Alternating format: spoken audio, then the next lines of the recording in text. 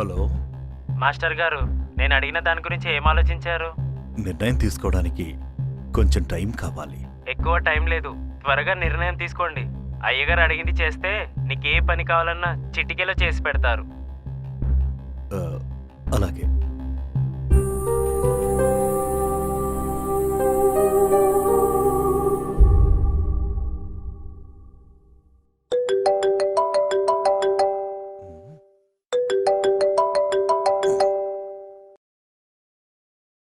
చెప్పండి. కొత్తగా చెప్పేదే ఉంది మాస్టర్ గారు, మీకు ఎంత కావాలో చెప్పండి. ఇప్పుడే ఆ నాయుడు గారి మనిషి ఫోన్ చేశాడు. మీరడిగిందే అతను అడిగాడు. అర్థమైంది మాస్టర్ గారు, వాళ్ళు ఎంత ఇస్తారన్నారో చెప్పండి, మేము అంతకన్నా ఎక్కువ ఇస్తాం. మాది అవసరం, మీది అవకాశం, తప్పదు కదా మరి. సరే. ఫోన్లో ఎవరండి? ఇంకెవరు? ఆ రెడ్డి గారి మనుషులే.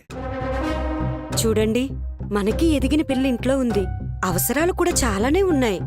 అయినా ఇలాంటి అవకాశాలు మళ్ళీ వస్తాయా ఏంటి? నువ్వన్నది కరెక్టే గాని నేనొక స్కూల్ మాస్టర్ అయ్యుండి ఇలాంటి పాడు పనులు చేస్తున్నానని నలుగురికి తెలిస్తే? తెలిస్తే ఏమవుతుంది? అయినా ఈ రోజుల్లో ఇది కొత్తేమీ కాదు. చాలా మంది ఇళ్లలో ఇలాంటి బాగోతాలు జరుగుతూనే ఉంటాయి. వాళ్ళు బయటపడరు అంతే. ఎవరో ఏదో అనుకుంటారని మనమెందుకు కడుపు మార్చుకోవాలి? చూడండి, దాన్ని ఏదో ఒక రోజు ఎవడొకటి చేతిలో పెట్టాల్సిందే కదా. ఆ అవకాశం ఇప్పుడే వచ్చిందనుకోండి, ఏమంటారు? ఈ విషయం అమ్మాయికి తెలియనీకు. తెలిస్తే గొడవ పెడుతుంది. దాని విషయం నేను చూసుకుంటానులేండి. ముందు మీరు వాళ్ళ సంగతి చూడండి, సరేనా? ఏం మనిషో ఏంటో.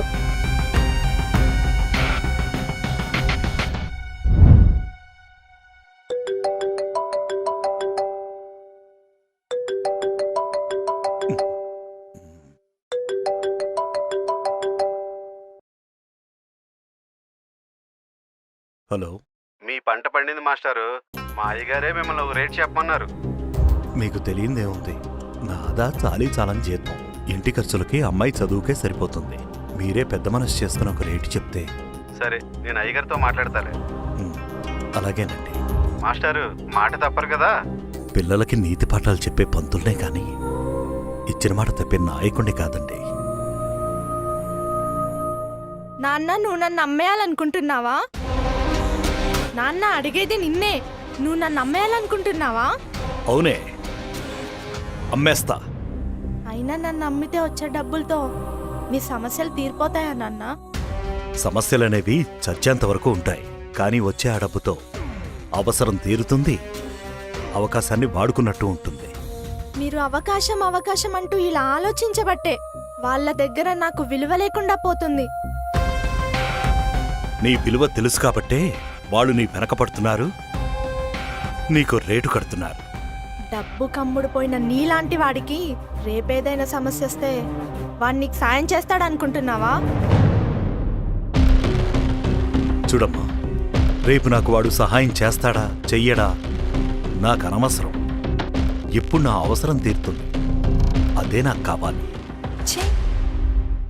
కన్న కూతురుతో వ్యాపారం చేసే నీలాంటి వాడికి కృష్ణుడే వచ్చి భగవద్గీత చెప్పినా భూతు పురాణంలాగే ఉంటుంది. కృష్ణుడొచ్చి గీత చెప్పినా, వాల్మీకి వచ్చి రామాయణం చెప్పినా నేను నిన్ను అమ్ముతున్నాను అంతే.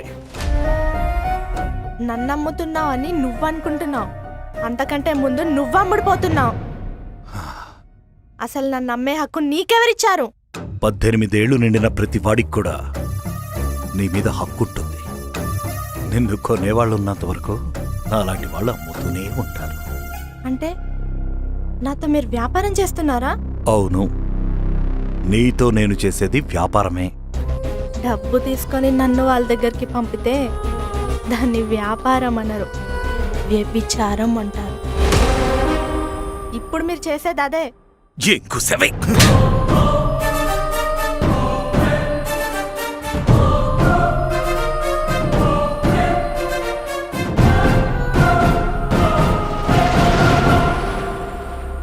నాన్న, నన్ను మీరు కొట్టినందుకు నాకు బాధగా లేదు,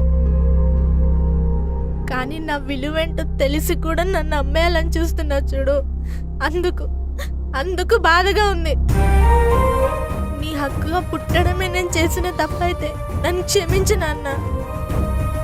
కానీ ఒక్క విషయం గుర్తుపెట్టుకో, నన్ను అమ్మిన మరుక్షణమే నీ విలువ పడిపోతుంది. 40 ఏళ్ల నీ కెరియర్లో ఎంతో మంది పిల్లలకు నీతి పాఠాలు నేర్పించావు. కానీ ఈరోజు నువ్వు ఓ నీచమైన పనికి సిద్ధపడ్డావు. నీలాంటి బ్రతుకు బ్రతకడం కంటే చావడం మేలు.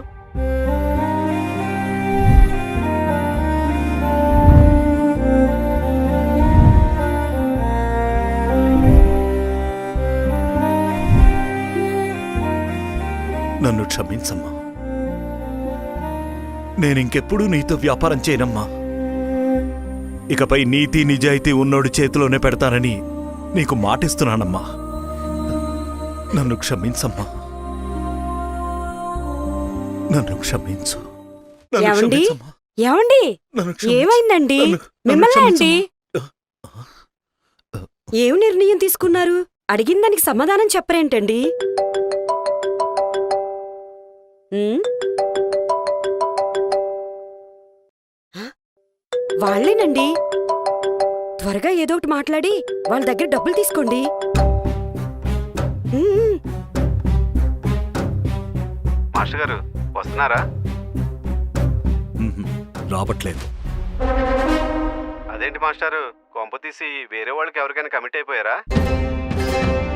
మీరిచ్చే చిల్లర కోసం ఆశపడి నా కన్న కూతురు లాంటి ఓటుతో వ్యభిచారం చేయకూడదని నిర్ణయించుకున్నాను.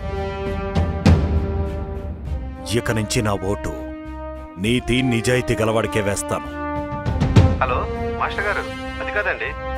ఇప్పటి వరకు ఓటెవరికేస్తే డబ్బులు ఎక్కువ వస్తాయని ఆలోచించి తీరా ఇప్పుడు చూస్తే నీతి నిజాయితీ అంటారేంటండి? మాట్లాడరేంటి? అసలు ఏమైంది మీకు? ఏ దయ్యమైనా పట్టిందా? దెయ్యం కాదే, దేవత.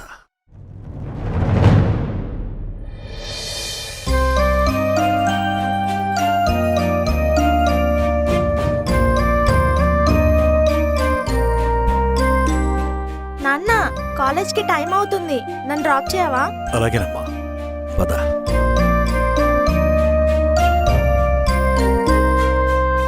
ఏంటి నాన్న అలా చూస్తున్నారు? ఏం లేదమ్మా, పద.